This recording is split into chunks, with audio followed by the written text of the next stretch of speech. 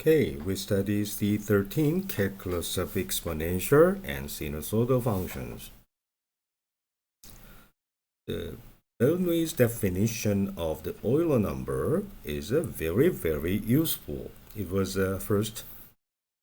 definition was first introduced by Bernoulli, but it was frequently used by Leibniz, Huygens, and Euler.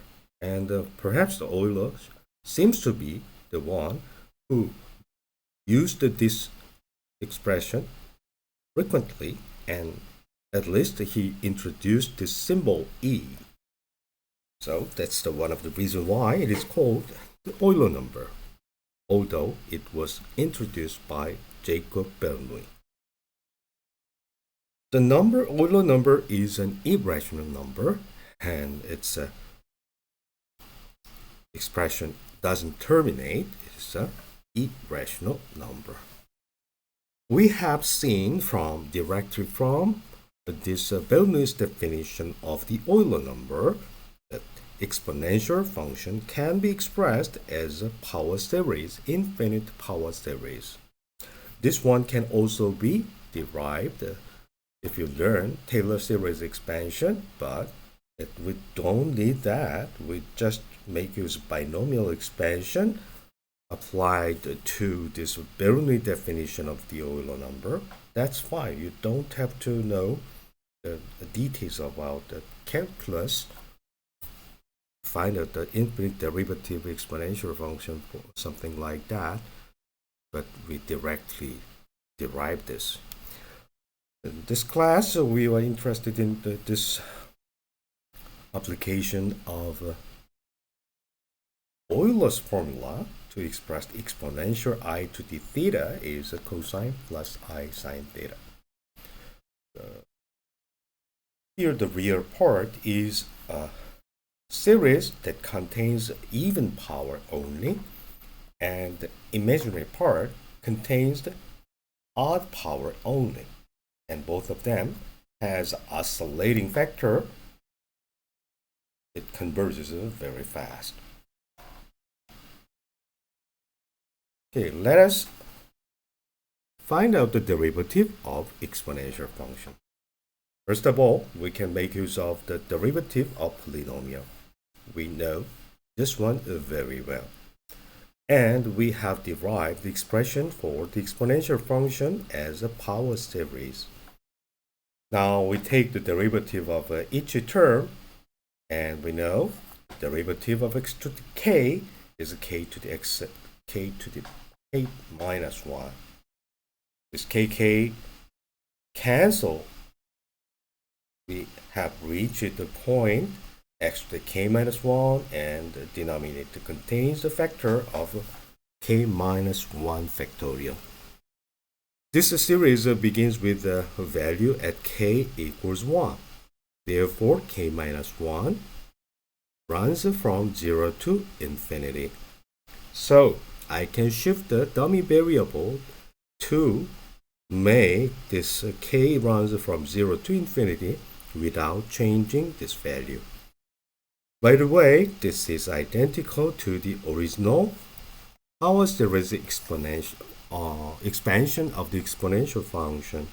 So this is the function whose derivative is identical to itself. Next, we consider a primitive function to find. Why don't we integrate this function from a to x? So this is a definite integral. Even though I do not know what the definite or indefinite integral of exponential function, I do know very well if I replace this one as a power series of this kind of form. Now we can integrate x to the k in a very simple form. Because this is a definite integral from a to x, I have found the difference evaluated at x subtracted by the value evaluated at x equals a. Here, k factorial multiplied by k plus 1 is replaced with k plus 1 factorial. Now, we find that this one, I can rewrite this one as when I substitute k equals 1, it begins with 1. So perhaps I have made a mistake. So this one should be corrected. This one should be corrected. This should be k and k and k factorial. Sorry about that.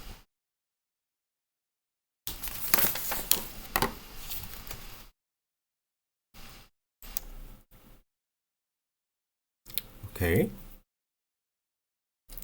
So this sum is over k that begins with k equals 1. However, why don't we substitute k equals to 0? Extend this one. At k equals to 0, this expression becomes a 0 factorial in the denominator and x to the 0 subtracted by a to the 0. Any number with 0 power is 1. So it is 1 minus 1 divided by 1, that's a 0.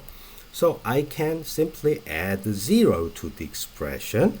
This is a 0 to this expression to find that the summation is over.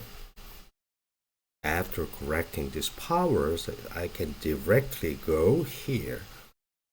We can begin with the k equals to 0. And the answer is, we know what this is. This is e to the x. And we know what this is e to the a minus subtraction. So from this relation, I can determine that indefinite integral of exponential function is exponential function itself. There are so many ways to reproduce this result. This is a simple example. By making use of the series expansion, evaluate the derivative of this, where z0 is an arbitrary complex constant. Okay, let's see. We recall the derivative of a polynomial is this. Why don't we keep using the Bernoulli's definition, and from that expression we can make use of power series expansion. It's true whether I include another factor in front of x. So exponential d z0x should be expressed in terms of the series power series expansion, identical to the exponential function, except that I have replaced x with a z0x. That's all. And this z0 is a constant, complex constant. It doesn't change at all as x is being varied. Therefore, I have factored this z0k out. Now again, I can apply the derivative table for a polynomial function. The same is true for this. Finally, I end up with this kind of form. Again, this k runs from 1 to infinity. I can shift the k minus 1 with k to make this k begin with a 0 until the infinity. As a result, it is identical to the original exponential function. Finally, we obtain this. We could have made use of chain rule directly to find out the result as soon as we obtain the exponential function has the derivative itself. So, we have found this identity. By making use of the derivative formula, we derive the cosine and sine's derivative.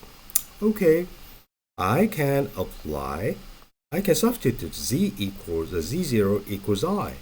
So I can copy derivative with respect to x, and ix equals I e to the ix. Okay, so I have replaced this x with the theta because we are interested in angle. doesn't matter, but to distinguish arbitrary number from the angle.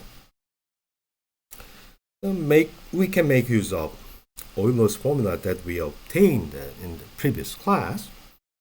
We substitute the c here. Exponential I to the theta is cosine plus I sine theta. Alright, if I multiply this I squared is the square root minus 1 squared is minus 1. This I squared has been replaced with minus and have imaginary part I cosine theta. By the way, we recall that this minus sine theta is nothing but the derivative of cosine. This cosine theta is nothing but the derivative of sine. And derivatives can be added, so I can combine them, both of them. So, as a result, left hand side, this one. This is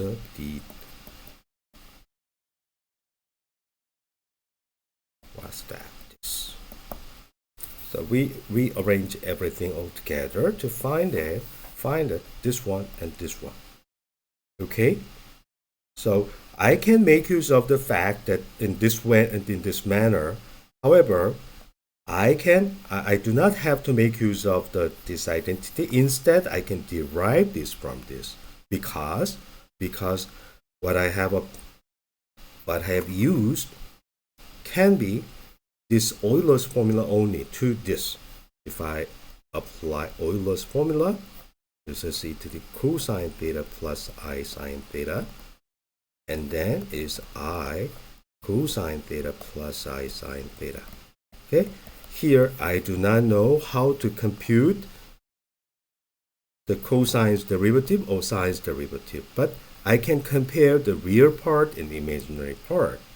So I move this one to the left hand side, and then I have this real part and the imaginary part. If a number is a zero, a complex number is a zero, and it is true only for the case both real part and imaginary part are the zero. From this, what we have done is a cosine and sine's derivative by making use of Euler's formula. This is another way to find out the derivative of sine and cosine. Explain how to evaluate the indefinite integral when you know the derivative. Okay. We multiply both sides of differential dx. And what I find is like that. So this is total differential of f. So total differential of f can be integrated. What's that? This is nothing but f of x. Integral of dx is x. So these can be dummy variable for arbitrary function. That indefinite integral is total derivatives integral is nothing but its own function. So this is a trivial way to find out the integral of a function. So derive the primitive function of the exponential, cosine, sine. We know how to take the derivative of these three functions. And then we multiply the differential in the denominator. Then what we find is differential of exponential is the exponential dx, differential of cosine or differential of sine that can be expressed as, so this one becomes this, multiply both sides with d theta, so disappears this, and here multiply d theta both sides, killing this, and it becomes the total differential of sine. Total differential of sine is nothing but the cosine d theta. So any kind of this kind of integral can be simply evaluated by finding out the total derivative. This is a trivial way to find out the derivative table. There is another way to find out the derivative exponential, and I can leave it Up to you. It's not a serious job to find out. I could, but let's see. Let me briefly explain how to do that. We begin with the original definition of the derivative. Derivative of function f of x plus h subtracted by f of x and divided by h and take the limit h goes to 0. So this is by definition. We have a exponential x plus h that can be factored. You can find out that this law of exponent using this e to the a, e to the b can be expressed as a k runs from this a to the k factorial, L0, b to the k, L factorial, the infinity. And we can make a sum, and we can make a Pascal's triangle to recombine this. You will be able to find this one as a single sum of a plus b to the k and k factorial style. We can make use of binomial theorem to find out that is true, but it is a little bit tedious to find out. Another way to find out the exponential form, the law of exponent, it can be directed from the Bernoulli's definition. How? 1 plus a and let me ignore the difference of these powers. It is not a serious problem, but it is convenient to consider both the n large number are the same. Take the limit and goes to infinity. Expand them.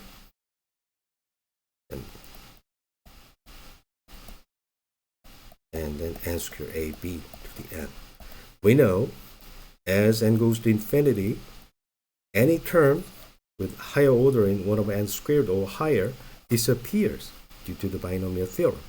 Therefore, it is directly expressible as e to the a plus b, something like that. Therefore, we have x plus h. It can be factored into the exponential x and a e to the h. Okay, why don't you factor this out? So exponential x has been factored out. Again, at this stage, we can apply the definition of Bernoulli's definition of the whole number. Okay, e to the h. So this one is e. So e to the h is expressed like that. Now we attach h and h in the denominator and remove this one, and replace this one and n prime, and take the limit as n goes to infinity. So as n goes to infinity, n prime is n and h. This one goes to infinity too. Even though h goes to very small, this one is much faster to go to infinity. Anyway, we arrived at this point. To expand this, we will find we use binomial theorem, expand this one, then 1 cancel, leading term cancels, and the subleading term is n times this one. So that n cancels. So we have only a single power of h with over factor 1 and high order. We have a denominator which is of order h. So this one cancels, and remaining pieces all vanishes as h goes to 0. Evaluate the integral. Okay, we remember exponential function's derivative is itself. Why don't we multiply dx both sides to make this one to be the total derivative? So integral, this one becomes the integral dx is ex.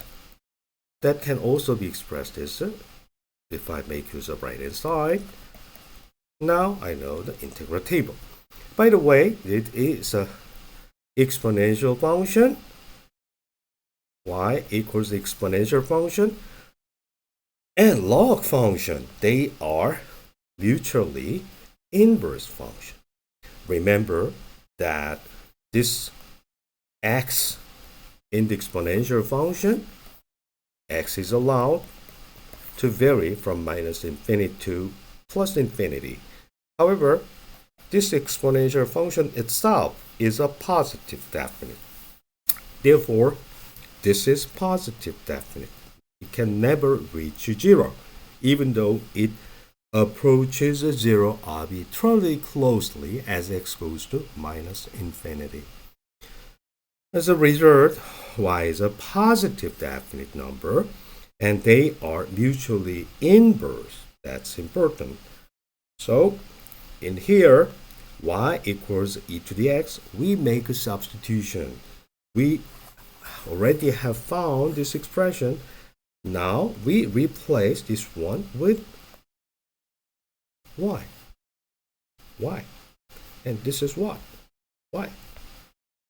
Why don't we divide both sides by y? Okay, variable has been separated.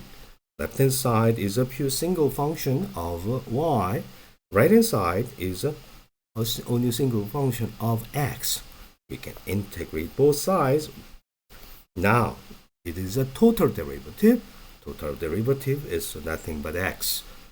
By the way, x was what? X was an inverse function of this exponential function called log.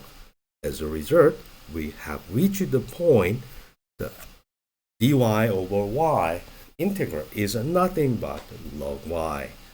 Okay, this is a way to find out the derivative and integral of an inverse function when the corresponding values for the derivatives and integrals are known for a single function. Okay, that's it for today. Thank you.